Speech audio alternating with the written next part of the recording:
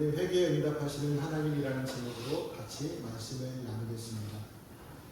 다윗의 아들 솔로몬 왕은 40년간 이스라엘을 통치하였습니다. 통치 기간 가운데 절반 정도는 성전과 왕궁을 건축하는 데 쓰였습니다. 성전은 7년 6개월 동안 건축하였고 이후 13년 동안 왕궁들을 건축하였습니다. 통치 기간 절반을 쓸 만큼 솔로몬은 건축에 관심이 많은 왕이었습니다. 그래서 왕궁들을 지을 때 더 웅장하고 화려하게 지었습니다. 어느 정도였냐면 다른 나라 왕들이 자신들이 살고 있는 왕궁들과 비교하여 감탄할 정도였습니다. 여러분 중에 남들이 감탄할 정도로 집을 지어 보신 분이 계신가요? 아니면 그런 집에 살고 계신가요? 저는 아직까지 그런 집에 살아본 적이 없습니다. 앞으로도 그럴 것 같습니다. 남들이 감탄할 집에서 살지는 못하더라도 편안함을 주는 집이 있다면 만족할 수 있습니다. 우리나라 속담에 집 떠나면 고생이라는 말이 있습니다. 집을 떠나게 되면 아무리 대접을 받는다 해도 고생스럽고 불편한 점이 있기 때문이겠죠. 제가 지난 주간 미국 여행에 가서 교회들을 탐방하고 여러 곳을 돌아다니면서 구경하였는데 휴대폰에 있는 건강 어플을 살펴보니까 하루 평균 12,000보를 걸었다는 것을 알았습니다. 집에 와서 제 다리를 보니까 정말 족발처럼 퉁퉁 부어 있었습니다. 아무리 호텔에서 잠을 자고 좋은 곳을 구경해도 집 떠나는 고생이다라는 말이 실감이 되었습니다.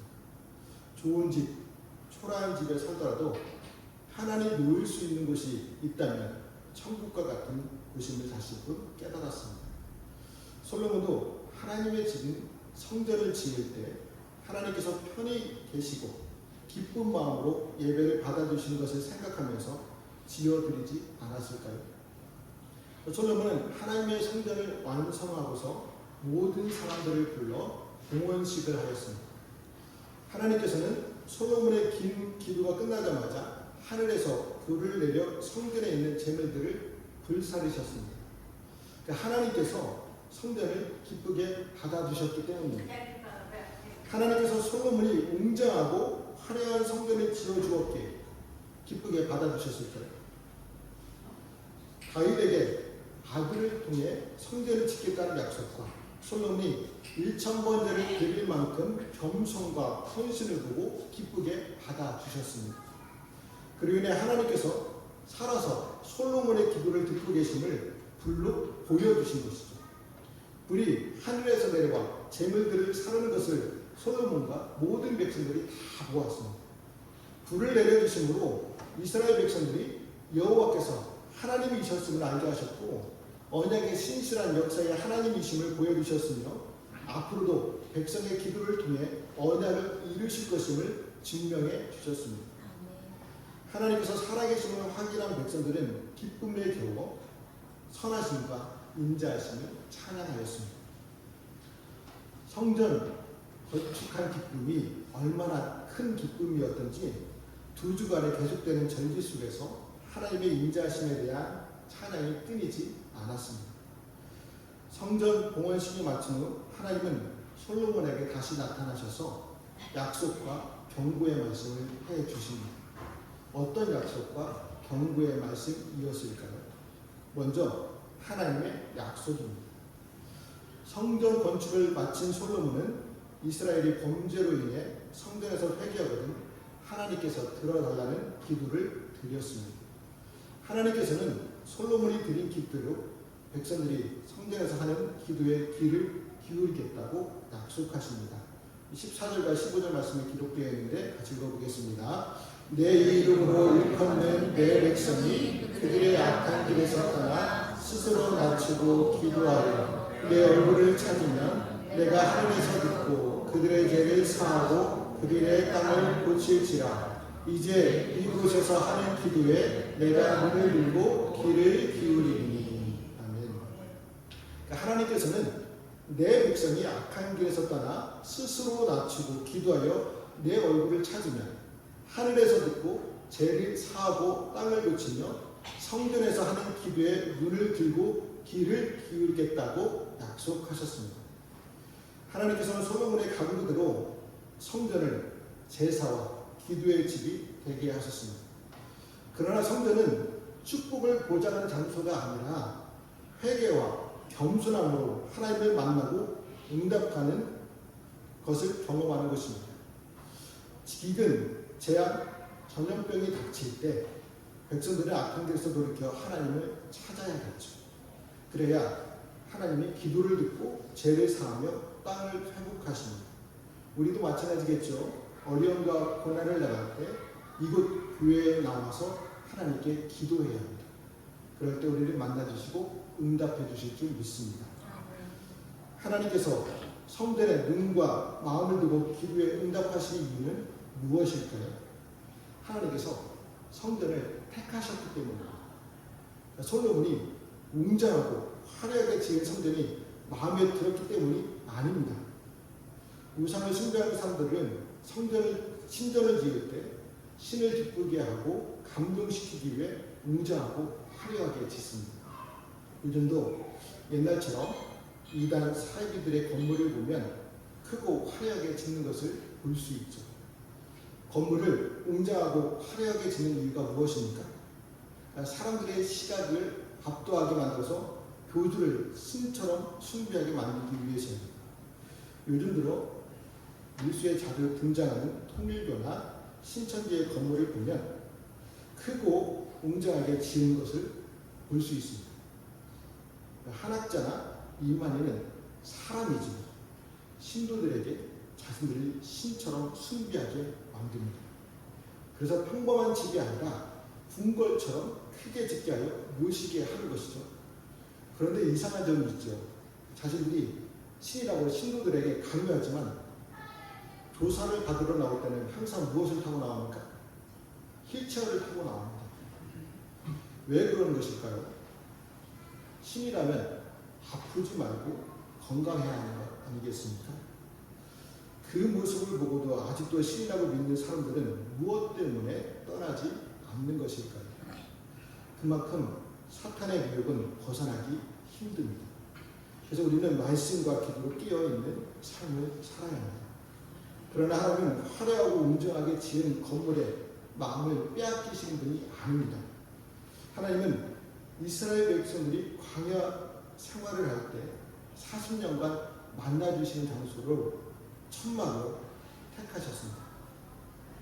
사람들이 보기에 초라한 천막이지만 하나님은 그곳에서 백성들이 드린 예배를 받아주시고 만나주셨습니다. 다윗도 마찬가지로 하나님께서 천막에서 지내는 것이 좋지 않아 성전을 짓겠다고 다짐하였지만 하나님은 거부하셨죠. 하나님께서 천막을 자신의 집으로 택하셨기 때문입니다. 이와 마찬가지로 하나님은 성전을 택하셨기 때문에 자신의 눈과 마음을 두셨습니다. 또한 자신의 이름을 성전에 영원히 두며 기도에 응답하겠다고 약속해 주셨습니다. 이 약속대로 예수 그리스도는 하나님으로 이 땅에 오셨습니다. 그래서 예수 그리스도를 믿는 자들을 새로운 성전 공동체로 삼아 주셨습니다. 우리가 바로 예수 그리스도를 믿는 새로운 성전 공동체입니다. 성전이 된 우리는 예수 그리스도의 이름으로 기도하면 하나님께서 응답하십니다. 특별히 회개 기도에 하나님께서 눈과 귀를 집중하시고 응답해 주십니다. 이처럼 성전은 회개하는 성도의 진심과 용서하시는 하나님의 인자하심이 만나는 장소입니다. 이 사실을 믿으며 성전된 우리가 예수 그리스도를 의지하여 잘못된 것이 있다면 회개하시기를 바랍니다. 그로 인해 하나님의 용서하시고 고쳐주시는 선하심과 인자하심을 경험하는 성도들이 되시기를 축복합니다. 다음으로 하나님의 경고입니다. 하나님께서는 솔로몬과 이스라엘 백성들에게 성전에서 회개 기도를 하면 죄를 사하겠다고 고치시겠다고 약속하셨지만 율례와 명령을 버리고 우상을 섬기면 약속의 땅에서 뽑아내고 성전을 버리겠다고 경고하셨습니다. 19절과 20절 말씀이 기록되어 있는데 같이 읽어보겠습니다.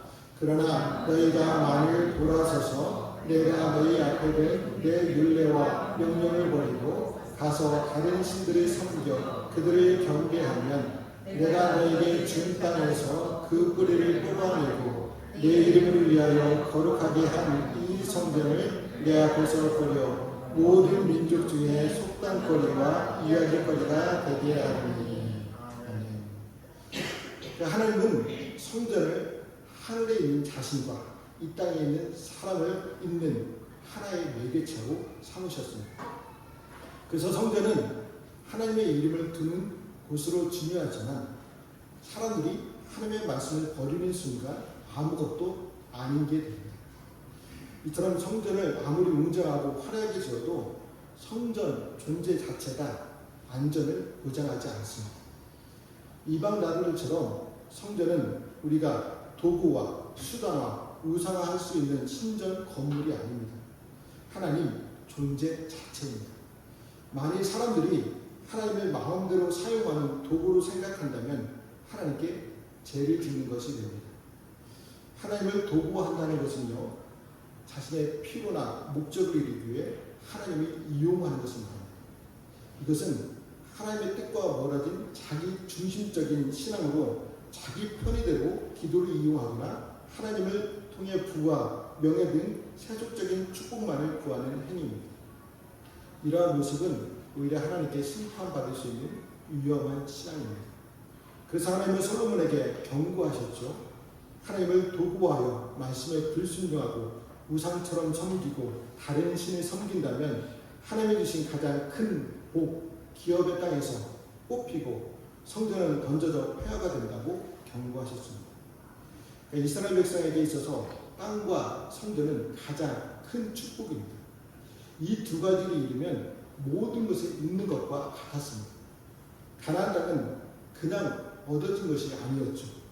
이집트에서 430년간 노예 생활과 40년간 광야 생활, 그리고 가나안을 정복할 때 큰 희생으로 정복하여 얻은 땅이었기에 백성들에게 육적인 생명과 같은 곳이었습니다. 또한 성전은 영적인 생명과 같은 곳이어서 성전이 파괴되면 하나님께서 자신을 떠나시겠다는 것을 의미하기 때문입니다. 기업과 성전은 육적인 생명과 영적인 생명으로 여겨졌습니다. 그래서 이스라엘을 포함한 모든 사람들에게 있어서 하나님을 따르고 하나님의 말씀을 지키는 것은 생존권을 지키는 것과 마찬가지입니다. 그래서 사람이 하나님을 버리고 하나님의 말씀을 떠나는 것은 스스로 죽음을 자초하는 일이 됩니다. 왜냐하면 우리 모두에게 생명을 주신 분이 하나님이시고 사람은 하나님의 말씀으로 창조되었기 때문입니다. 그로 인해 하나님을 버리고 말씀을 떠나는 사람은 죽음밖에 다른 길이 없습니다.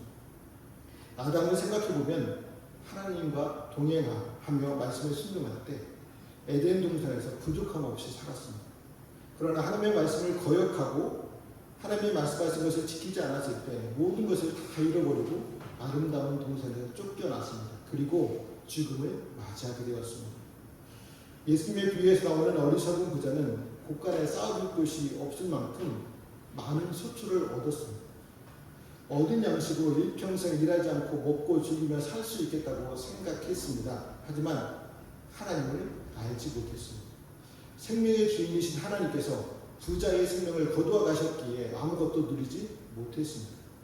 하지만 이 세상에서 하나님을 발견한 사람들은 모든 것을 부족함이 없으신 하나님의 풍성한 복을 체험할 수 있었습니다. 아브라함은 하나님을 따르기 위해 생존의 기반이었던 고향, 친척, 아버지 집을 떠나야 했지만 하나님은 아브라함에게 필요한 모든 것을 풍족하게 채워주셨습니다. 요셉은 형들에게 팔려 아무것도 가질 수 없고 주장할 수 없는 노예가 되었지만 하나님을 잃어버리지 않았습니다. 그래서 이집트 전부를 다스릴 권세를 얻는 놀라운 복을 누렸습니다.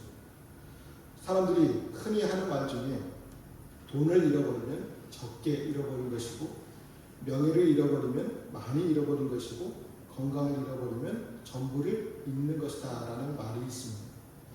그러나 이것은 육적인 것만을 추구하는 사람들의 생각하는 교훈입니다. 우리가 아는 욥은 모든 것을 다 잃어버린 사람이었습니다. 동방에서 최고의 부자였지만 사탄의 시기로 모든 재산, 10명의 자녀까지 다 잃어버렸습니다. 그러나 욥은 상실과 수모, 고통의 순간에도 하나님만큼은 잃어버리지 않았습니다. 그래서 세상 사람들은 욥이 다시 일어설 수 없다고 생각했겠지만 하나님을 의지했던 욥은 당당하게 일어설 수 있었습니다. 그것만이 아니라 하나님으로 인해 모든 것이 배나 아름답게 회복되는 역사를 체험할 수 있었습니다. 여러분, 어떤 순간에도 하나님을 향한 믿음을 포기하지 마시기 바랍니다. 하나님이 주신 말씀을 생명처럼 지키시기를 바랍니다. 우리에게 올바른 신앙은 하나님께 순종하고 하나님의 뜻대로 사용되는 도구가 되기를 바라는 자세입니다. 하나님께 쓰임받는 인생은 행복합니다. 단 하루라도 쓰임을 받을 수 있다면 하나님께 인정받는 성도입니다. 하나님께 순종하고 하나님의 뜻대로 쓰임받기를 축복합니다. 만약 하나님을 버린다면 반대되는 인생을 살겠죠. 모든 민족 중에 속탐거리와 이야기거리가 되게 하신다고 말씀해 주십니다. 장엄했던 성전은 모든 민족에게 조롱거리가 되고 이방인들조차 이 재앙의 원인이 여호와를 떠나 우상을 섬긴 죄임을 알게 됩니다. 결국 하나님의 백성이 비웃음과 수치를 당한다면 그 원인은 하나님을 버리고 우상을 섬겼기 때문입니다. 역대기서를 읽고 있는 청중은 이 경고대로 이미 유배의 심판을 겪은 자들의 후손들입니다. 그러나 이 경고는 그들만이 아니라 현대 성도들에게도 여전히 유효합니다. 왜냐하면 사람의 영광과 위대함은 흙으로 지어진 육신에 있는 것이 아니라 그 속에 새겨진 하나님의 형상에 있기 때문입니다. 이 영광스러운 하나님의 형상은 하나님께서 함께 할 때에야 온전하게 나타납니다. 따라서 영광스러운 하나님의 형상을 포기한 사람들에게 남겨진 것은요, 수치와 부끄러움을 당하는 것밖에 없습니다.